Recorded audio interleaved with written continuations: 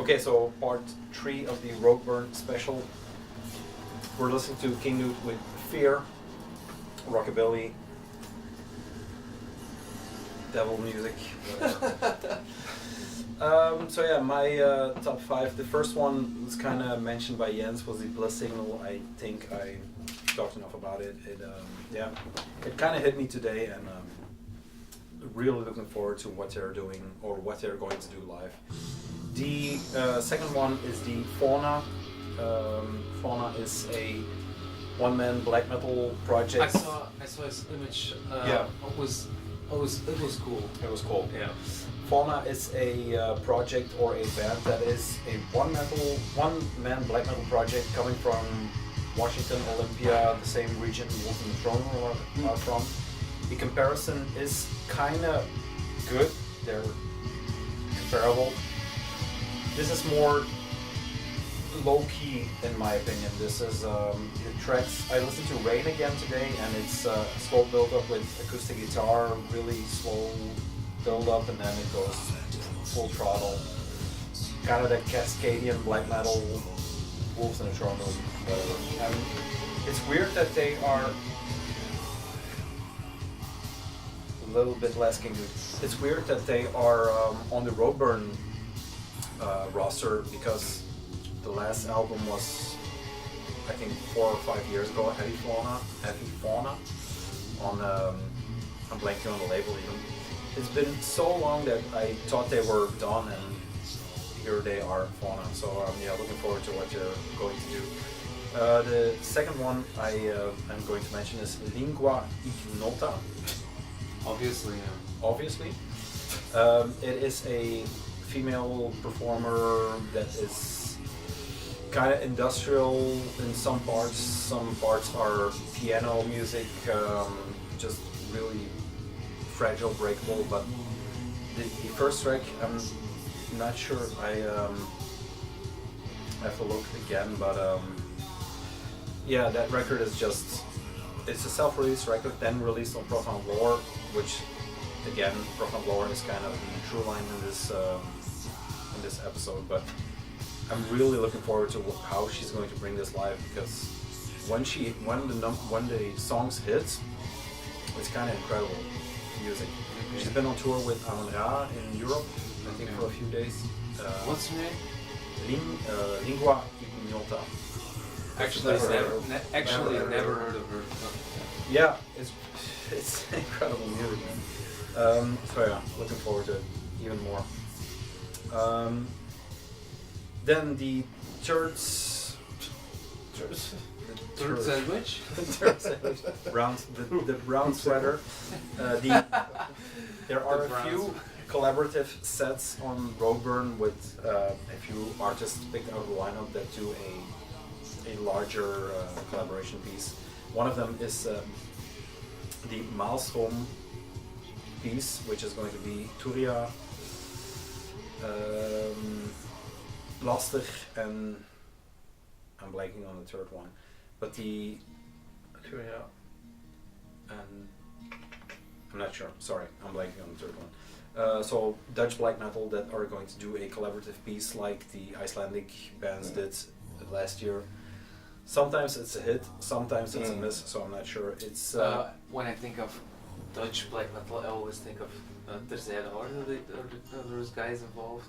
No, they're not involved. Okay. Turia, they're playing a set, Lasser is playing a set, on what is the, Fluisteraars is the third band. They're playing Fluisteraars, of course. The MVP in this lineup is Turia for me. I saw them at Roadburn last year, I think in the cul-de-sac, and they just, yeah, they destroyed for me. It was one of the last things I saw. They're doing a, Maelstrom is the big part, and they're doing the Nuskuama set. The good thing about this is it's going to be a release also, so it's not just a piece they're doing for Roadburn, it's a piece they're doing, or they're releasing on record, so it's like a bit more effort put into it. That and the Turia set is going to be a highlight for me again, I think. The 1, 2, 3, the fourth part is going to be Rakta, a Brazilian female bands on Iron Lung. Yeah. Also Records. on Iron Lung. Yeah. Okay. Rakta. It's one of the labels that keeps surprising me, and the fact that they are on Roadburn. Yeah, it's a bit Brazilian, unusual. yeah, Brazilian female. It's kind of, yeah, if you know Salem, I'm not sure if you know that band. It's kind of hypnotic, a bit crowd rockish, but the fact that they're like the crowd rock linked to Iron Lung. Yeah. That's a combination I can. Mm. I'm quite fond of Plus the- already. So. Plus the fact that their lyrics are in their language, I think Brazilian, of course. Don't think Brazilian is language. Portuguese then? Oh, that's so easy. That's so easy. That's so What's the easy. language? Portuguese? Yeah. The fact that it's in Okay, Portuguese, continue. Kind of makes me want to see him because I loved the record. The record is called 3111. Yeah, so really looking forward to that. The collaborative sets like Nusquama, there's also a set that's called Dolhof, and Dolhof is the guy from it's Aaron Turner from ISIS and from Sumac. Really? I thought from Lord of the Rings. Tolkien. No. Sup Gimli? Better bring my axe from.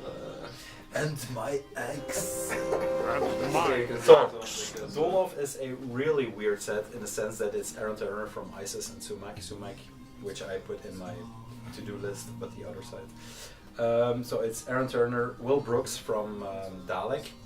Okay, yeah. And, Dalek plays the in Bos. Yeah, Yeah. Antwerp as well. Antwerp. so those two, which is quite weird. And Yeah. the third one is Dennis Typhus. Of course. Oh, okay. Then it's Of course. Yeah. Oh, Of course. well, So that's a set that I am 100% not sure what's going to happen. That's something that's really That's- interesting. yeah. You have to, you must go Yeah. check that. The if you're- Dalek and the Aaron Turner, Yeah, okay, but yeah. Dennis Yeah. Typhus, he's a figure in the Belgian scene. He's one of the true punks, in my opinion, that does the Ultra Eczema label. That's just a guy who does whatever the fuck he wants, and you can only respect that. So that's a set or a collaborative piece I'm really looking forward to. Pharmacon, Le Signal, Bozenac, those are the bands. Yeah, of course.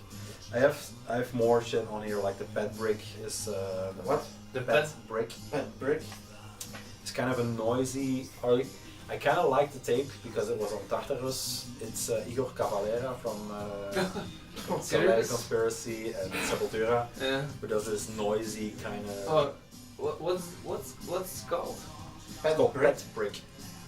He's also the drummer for Soulwax apparently now. So What the Yeah. fuck are you even telling me now? he's all It's over like the place. Igor Cavalera from Soulwax. is making noise and he's playing on Soulwax. So it's like, Sepultura, Conspiracy, Yeah. Soulwax.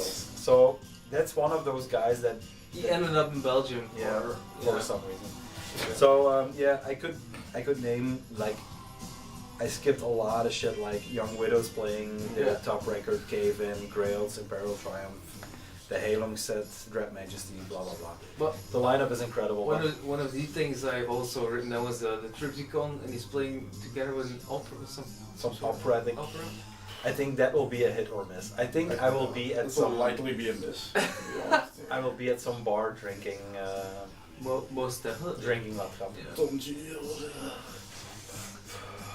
I remember the first time I saw Triptychon, it was hard. Yeah. I even stood in line to get my record signed at Roadburn. Oh my god! By who? Igor Cavalera? No. What? No, by Triptychon, by Tom. By Triptychon, yeah. And I asked him like a true nerd with a V, can you write only that is real on the record? And he gladly He actually wrote, did. he actually wrote it, so it's in the collection. Only Soulwax is real. Only the Wallace are real. So yeah, that concludes our Roadburn special. Does he still have hair? Tom Tom Tom G. G. Ward. I think so. It's like I guess he had It's one. the the way beanie, the bro. toupee and it's on the beanie. The beanie, it's the beanie, it's his hair. You The know. beanie replaced the top dude. So yeah, for me it's fauna, lingua ignota, the nusquama. Yeah, that's kind of where it's going. The only thing I wanted to mention is the Molasses collaborative set. I'm really looking forward to these sets. Molasses is basically Devil's Blood doing something new. I'm not sure what they're going That's to do, cool. but Yeah. Devil's Blood is it's been in my heart for some time and will stay there. Yeah, I totally missed on that. After the passing of Selim, I guess. Selim, You know, it kind of struck to me like what band what is fucking awesome. what this band Yeah, has yeah. done, and you know, it's like. And especially, I saw an interview with it. Yeah, it's totally irrelevant. Yeah, it's not irrelevant. Nothing is irrelevant. But I saw an interview with this guy, and really the combination of those two is like, damn, this is like, Yeah. That guy was one of those rare musicians that I kind of knew that I kind of get to know Devil's Blood through Watain because Selim was the guitarist for the European tours. So it took me a while to get into Devil's Blood because I was really into ferocity and the violence of Watain, and then Devil's Blood is more Yeah. kind of It a was the occult uplifting 70s. occult Yeah. 70s, so it took me a while, but much more Yeah. atmosphere and air. I think it. But those records are just fucking undeniable. So really looking forward to. No, there's no Celine, but I mean there's. I remember the tribute set to Celine. Yeah. I I was still going get. to say that. I still remember get when I was walking at the first at the first floor. Mhm. I was just walking by, and it was this gigantic Yeah, picture. image Yeah. film playing in super slow motion when he was laying in this water and When he was going through the waterfall. wave or something. like Yeah. that. I That was was like, damn, this is so. That was one of those moments on Roadburn that I kind of felt like what the festival was at that time. That was kind of a community piece that, I mean, it hasn't. I have 2 times that the O13 was quiet, and that was the acoustic set for m.A.A.d. You can hear a needle fall. The second time was the Celine tribute set. So it's yeah, I'm really looking forward to. I'm not even sure they're not going to play Devil's Blood records or songs. They're going to play. You shouldn't. No, of course they are going to play some new shit. So yeah, looking forward to that. That kind of concludes the Roadburn. It's going to be. I'm really looking forward to spending Roadburn with you two knuckleheads. So yeah. Knucklehead. Knuckleheads. Knuckle puck. Knucklehead. Yeah, it's going to be a great edition, and yeah, always a highlight in the year. So that concludes part 2 of the Wolven Zullen Huilen podcast. Cheers, hails to Walder.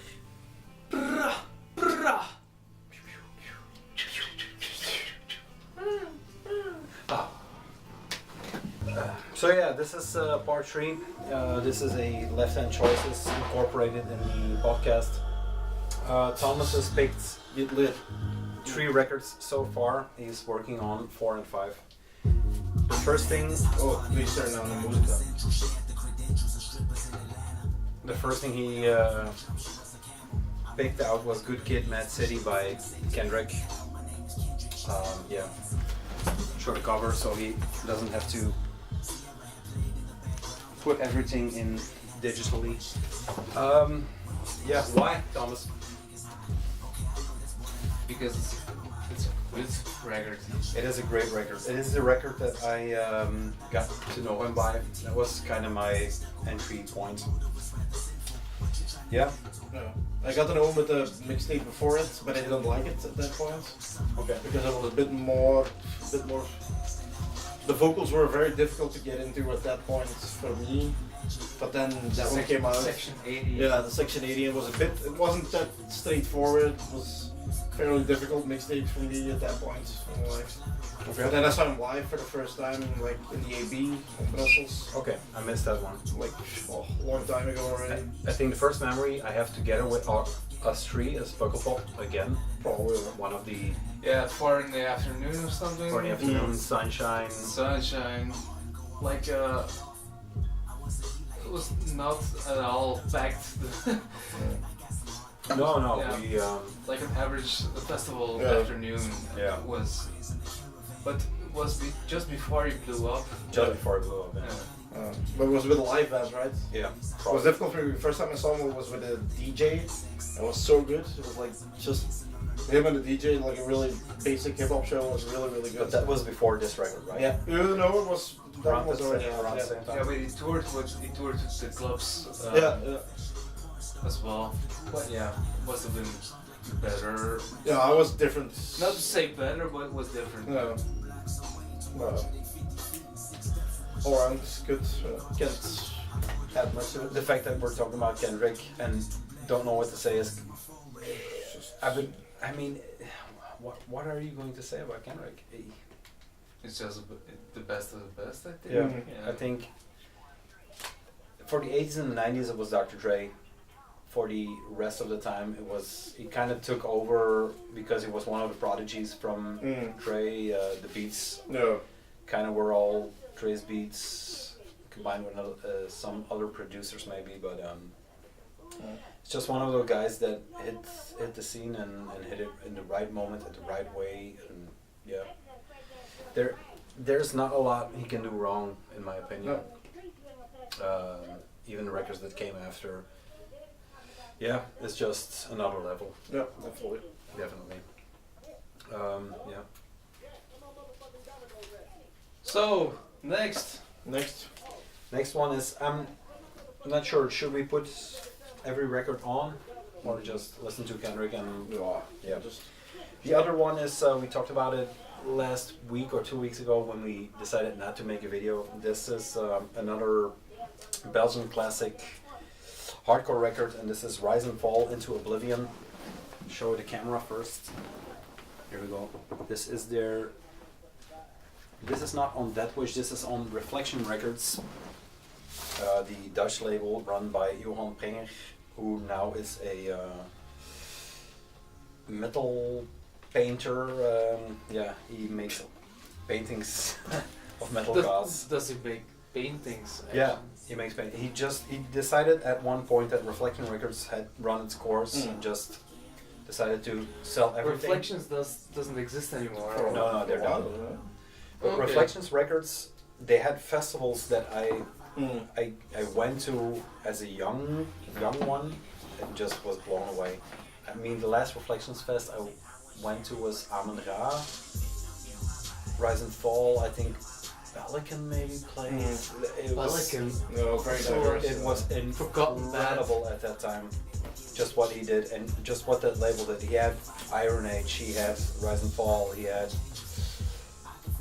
I mean, there's tons of bands that I'm forgetting, but the fact is, what he did with his label is kind of incredible. The later output, I mean, he kind of went to the black metal side of things later because he went from Kill Your Idols, which he liked as a punk band.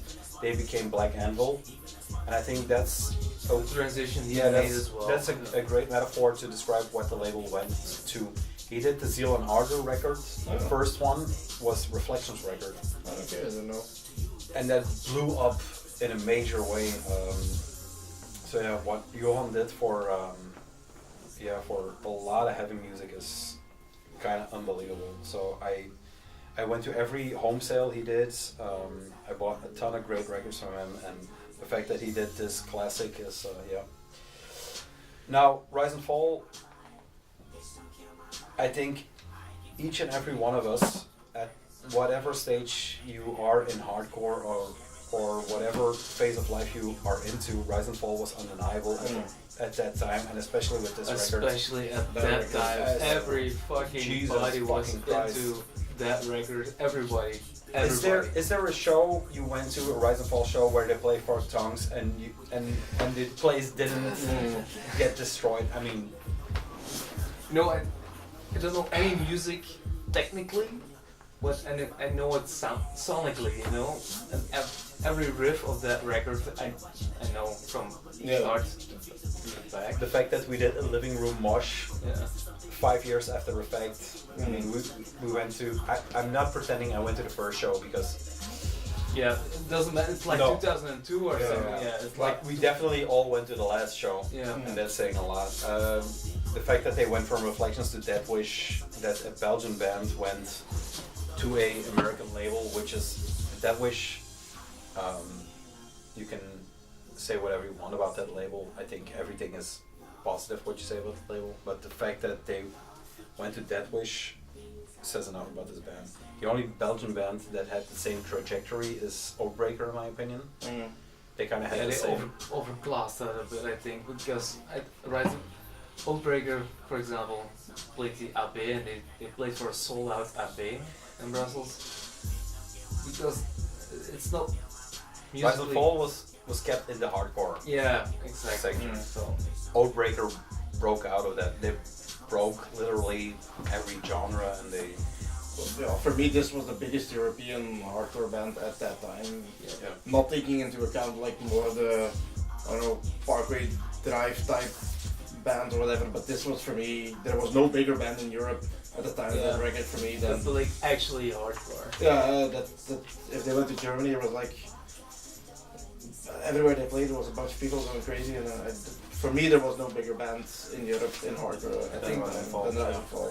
I think that the time period that they played when they got into Oblivion Records, I think I don't think I've seen any other band more Yeah, than exactly. Rise and Fall. I traveled across the land to see Rise and Fall. The fact that what came out of this band is Bjorn is doing Chain Reaction, Vince is still he did Super Genius. He's now doing. I think there's another Blind to Fate on the horizon. Seth is doing Partisan, which is postponed, but I mean. And we get all from we get all from Kobe. them. Yeah. The drummer has always been kind of sketchy because there's been a lot of drummers, but a lot, two or three. Yeah. Wim kind of defined what they went through with Fate and stuff like that. And even though the records after that, in Circles, I didn't like that much, but the last of the Faith record, It was really good. it was also exceptional. But in Circles, have you listened to it again? No, I didn't would know. recommend. I like the really at that time I really liked the punk metal. Yeah, yeah. I liked and then they kind of I think In Circles was kind of the transition between Yeah. Into Oblivion and Fate. And they kind of transitioned into something else, and it was like at that point I was like, I want the punk metal sound. yeah. And a few years passed by, 2 or 3 or something, and then they made the Faith records, and then I was ready to perceive and to receive the new sound. The more sound, yeah. I think Fate was kind of transition records into what they would become, but they just Yeah. the fact that they played their last show with Iron Age kind of says a lot, because those bands were two bands that were. Everybody was waiting for the next phase, and it never came. So it's kind of a bummer that they never did anything more. But the fact that they had the output after Rise and Fall, all the bands we mentioned, Super Genius, Chain Reaction, right now, You can't Big Adult, it's undeniable the stamp they put on the Belgian heavy music scene. And I think, I kind of, in my head, I kind of call them the sons of the H8000 scene, because who else? That's their roots. Look at the deal. Okay. The band before it makes sense. It's But the deal has members of Rise and Fall, right? So that was a transition band and was becoming. Well, for me, this is still one of my favorite records of all time. I haven't listened to it in like ages, but it's. Into Oblivion is kind of we played it at your place. Into Oblivion is kind of the highlight of their career, maybe. As if it was yesterday. I know exactly. I'm 100% certain I can still sing every word along. Four tongues. Failure is as failure does. The news lives in the void. That's just the A side of this record. Then Into Oblivion, Stakes Are High, To Hell and Back, Lost Among the Lost, and Ruins instrumental. I mean, Can you tell what year it was released? had to be It has been a hell of a long time. 2004. No, not that long. Not that long. Almost. Which one was the song with, was this one with Stan from Reproach? Was it Into Oblivion? That needed guest vocals? Yeah. I'm not sure. Breeding monsters. Is it breeding fear? Is it Into Oblivion? Other days. It was funny because everyone thought it was Human Furnace of Ringworm at that time. But, I think it was Into Oblivion. So, Probably. I think it wasn't this album, huh? Yeah, most definitely, yeah. Breeding So yeah, Best a guest vocal there as well. best guest vocal. No, for that song on that record was 100% so. Big help. I can say the record is released in 2005, by the way. So You're meaning certain? next year it's going to be 15 years old. There's not a but I yeah. checked this What did one, I say? so- 2000 and 2004. And actually, it has actually been released in 2005. okay. So I believe you.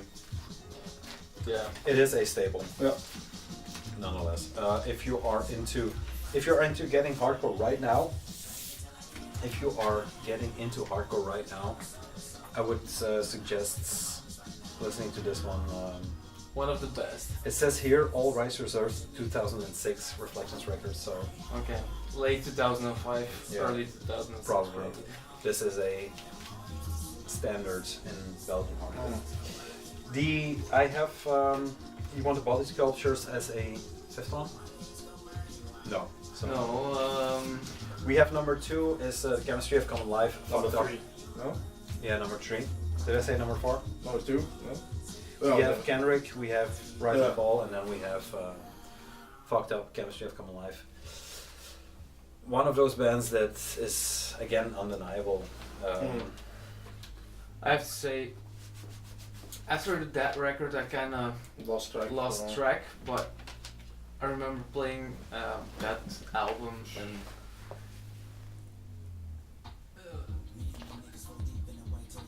so good. It's It's so diverse, it's so good, it's so catchy. Yeah. It's such a fun live band. And then Damien, everybody knows Damien probably, but This podcast alone is worth. that song Black Albino Bones, it's such a good song. It's the entire album, it's just insane. Because I got this one not that long ago. This is one of the staples I was missing, and when I listened to it again, the cover actually kind of reminded me of what the music was like, that rising up out of just every track is like Hope. and it goes Something swelling hope and and something something. and something beautiful and reaching Yeah. for something, and it's just one of those records that instantly connected with, I think, a lot of people. This is one of their staples in their discography. I saw, for sure. I saw them a couple of times live, Yeah. and once was in Tricks in Antwerp as well. And he's like a sweaty, bald, bearded guy with no shirt on, and it's like you can tell by just looking at him. He's like really, A he's good like dude. he's a good guy, and listening to that record, it was really. Yeah, I kept following this band. I went to David Comes Alive, the weird record they did. Even the last one is kind of, I haven't delved into it too much. It's one of the lost records in the entire Sea of Records 2018, but the last record even is incredible. Do they still play? Yeah, they played Kafka. Yeah. Seriously? Yeah. Strix, yeah. No, Kafka. Ah, okay. I had tickets and I couldn't go. I had tickets, bought tickets 3 months ago, and then life got in the way and I had to sell them. But I kind of bummed I didn't get to see them again. But I saw them at Pukkelpop a few times after that and before that, but yeah, this is still their this is their classic album. Yep, definitely. Then the fourth one he picked was Iron Lung with Live Iron Lung Dead. Now the fact that I'm wearing the shirt and he's picking this record, yeah, Iron Lung is one of those bands that it is parts punk, hard, live, incredible. With the humor aspect of this band is what got me into it. Yeah. It's part stand up, part Yeah, exactly. yeah, Iron Lung. Let's show the peeps. There we go. It's not my favorite Iron Lung record. No, maybe Sexless No Sex is by far. Yeah. This is on Trashcore and Prank Records, a duo release, and it has quite a lot of tracks. The A side has 11 tracks and the B side has 10 tracks. Show that. So yeah, I don't have a ton of Iron Lung records, but I have quite a lot because their discography is extensive to say the least. I'm wearing the shirt partly because of the band and partly because of the label. What these guys have done is... The label's insane now. Yeah, it's insane. It is truly insane. I don't know too much more to say about these guys, but yeah. I only saw them live once. Were you there as well? No, Again? I haven't seen them. I haven't seen. They. Such a fun show. I got into Iron Lung when they just split up or stopped touring or whatever. Well, they're still not split up actually. So. But they barely tour Europe. I think that was one of the first, or one of the few times they toured Europe. It was hilarious. I think there was only like 50 people there. And yeah, it's just solid music, funny dudes.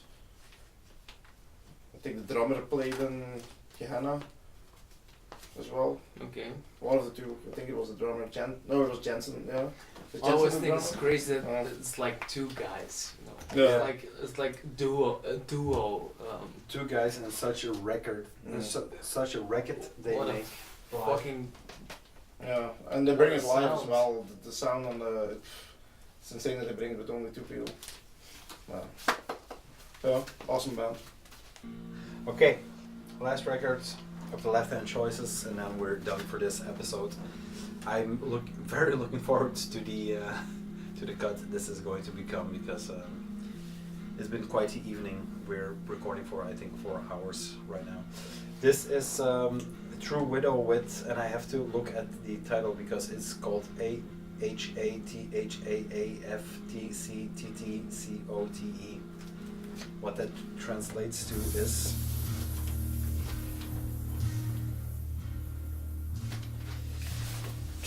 it's as high as the highest heavens and from the center to the circumference of the earth is the title of this record.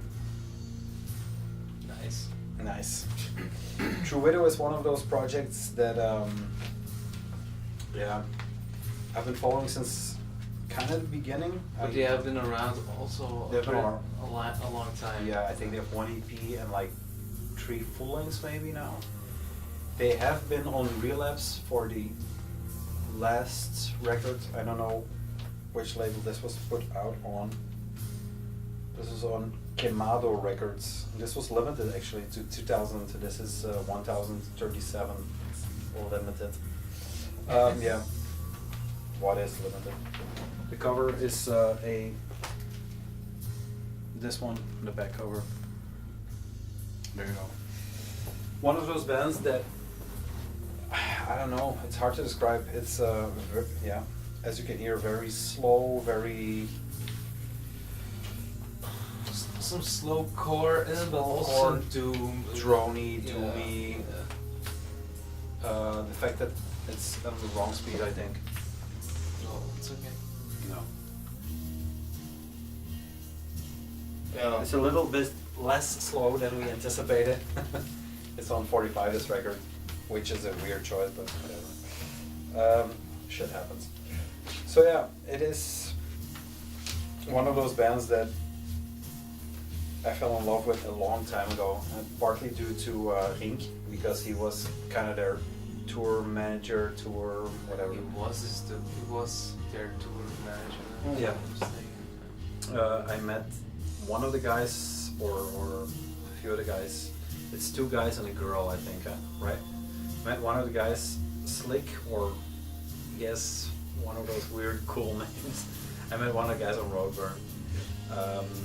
Yeah, just an incredible band that doesn't vary too much from album to album. It constantly is this lo-fi, drony singer-songwriter kind of sound. Well. Yeah, they played Roadburn, which was an incredible set. They played Tricks again that same tour. Yeah, just a great band. And I hope they're still active because it's been a while. Yeah, no, but they played. They opened for Kurt Vile in Antwerp. Have you seen that? Yeah, I was there because he was tour manager. Oh yeah. And, It was one of the shows I was on the guest list, but it's around the time I became a dad, so I had to decline. Became a dad. No, it's like a couple of It's years earlier. ago. It was probably earlier. It was one of the times I was too lazy to go to Angel. Yeah, exactly that. Or you couldn't drive your car, or you just wrecked your car, or Something like that. So yeah, another great band. Do you know anything of you? I have nothing to add about this band. I never checked it, never listened to it. never checked it. One of the bands that would do great on cocaine, Yep. I think. Yeah, it's kind of a slow burn to end the top 5 or the left-hand choices, but let's go over the picks. It's Good Kid, Mad City from Kendrick. Rise and Fall into Oblivion, which we talked to that. Chemistry of Common Life by Fucked Up. Then Life, Iron Lung, Dead by Iron Lung. And then the longest title in history by True Widow. This has been the longest podcast in history, I think. But it's the second one. We are going to do a number 3 and a number 4, I guess, because let's face it, this is too good not to. Thank you very much for listening, for viewing. We'll be back, I think, next month. I think this is going to be a monthly because, let's face it, we don't have time to do. We got the Nintendo hobbies, we got the kids, we got the work, we got the. We got everything. So the record is done, or the song is done. We're done. Guys, thank you very much. Whitefield Vinyls, Fargo Records, we're out. Peace. Peace. That's it. Oh, nu kunnen we eigenlijk aan die put 6 beginnen.